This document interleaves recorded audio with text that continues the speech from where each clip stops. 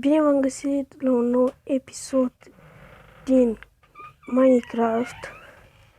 Deci hai să începem, tot mai să joc Minecraft. Și cum am spus și în episodul când am făcut rea, dacă ies după joc, el va continua singur și asta nu e deloc bine.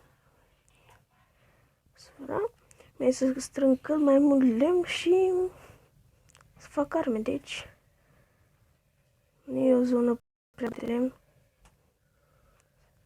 Apa nu e prea realistică.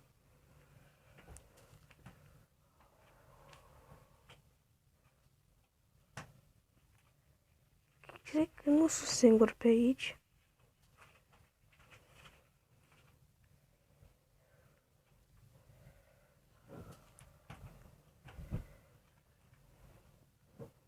Trebuie să fac cât mai repede.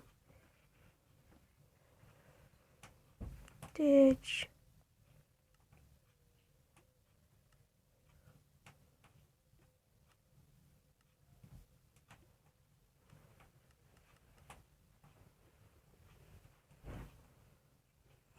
trebuie cărbuni.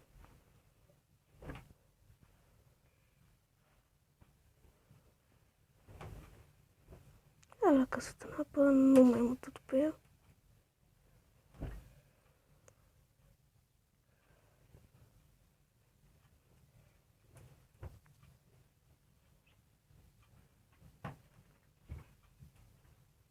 Deci nu pot să ajung până la fund.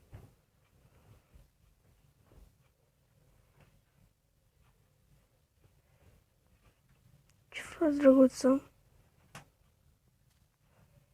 Și acum e noastră. Mă întreb la ce îmi folosește.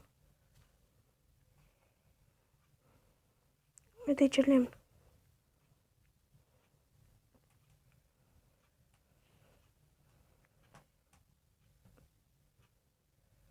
Trebuie să ne facem casă.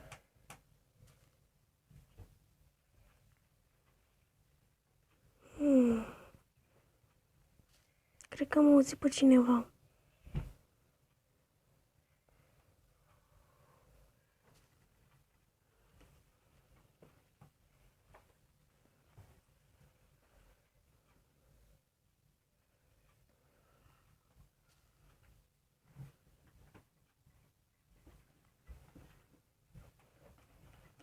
Hai că mai ajung și la partea aia.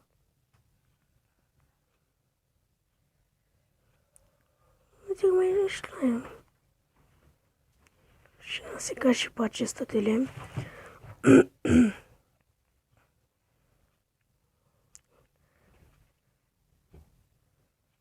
Lemn.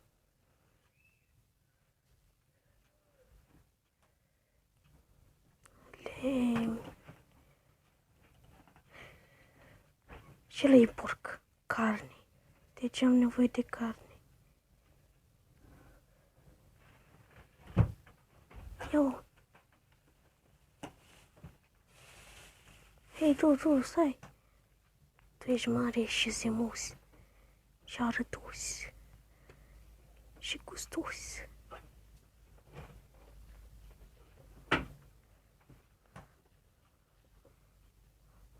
O, nu cred. Băi, stați. Mă vreau carne, gata. Așa.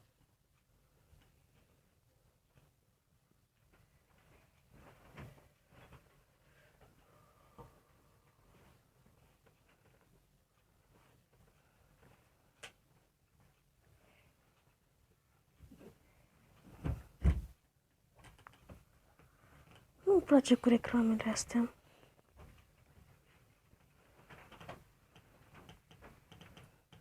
Știu-i drăgulaș, dar trebuie să mănânc. Dar rezistă.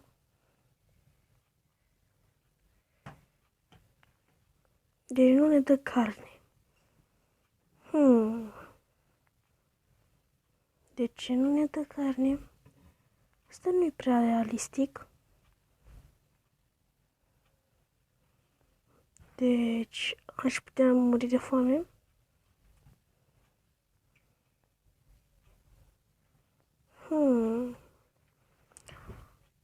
Deci, nu-i deloc realistic. Și asta mă dezamăgește.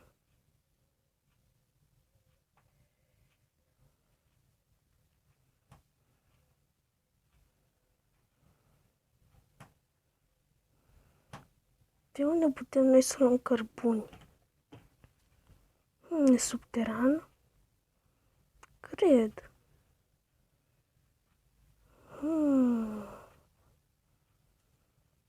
Oare? Nu știu. Deci, primul rând, nu putem să luăm mâncare, asta nu e realistic. Și să-mi lăsați în comentarii unde pot găsi cărbuni. Să vedem ce pot să fac din ele.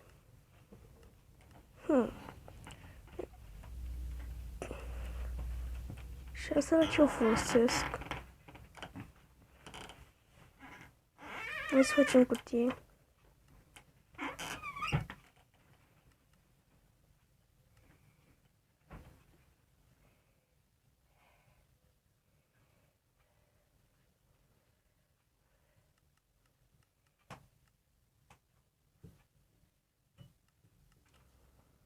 Să avem multe bețe.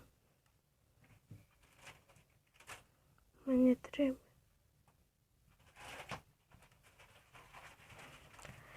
Bun.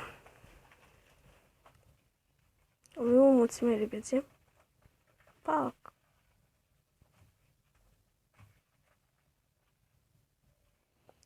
Super.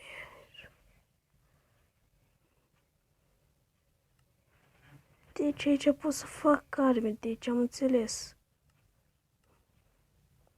Eu zic că e super.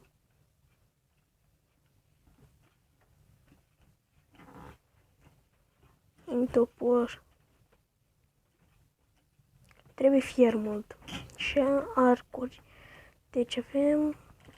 Ne trebuie... string.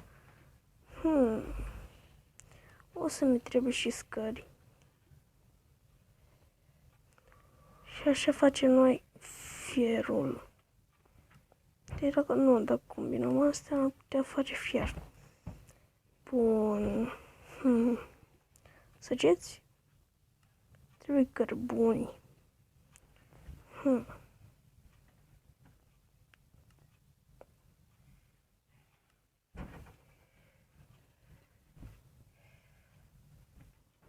Cum arăt? Ziceți cu bățul să ziceți că sunt cu o sabie. Merg și merg.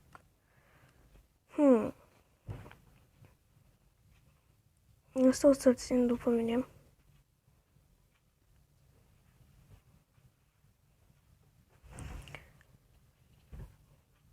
Mai nebunii reclamele. Bun, noi încheiem aici episodul acesta. Noi ne vedem data viitoare cu un nou episod și nu uitați să apăsați butonul de like și ne revedem data viitoare cu un nou episod. Pa, pa!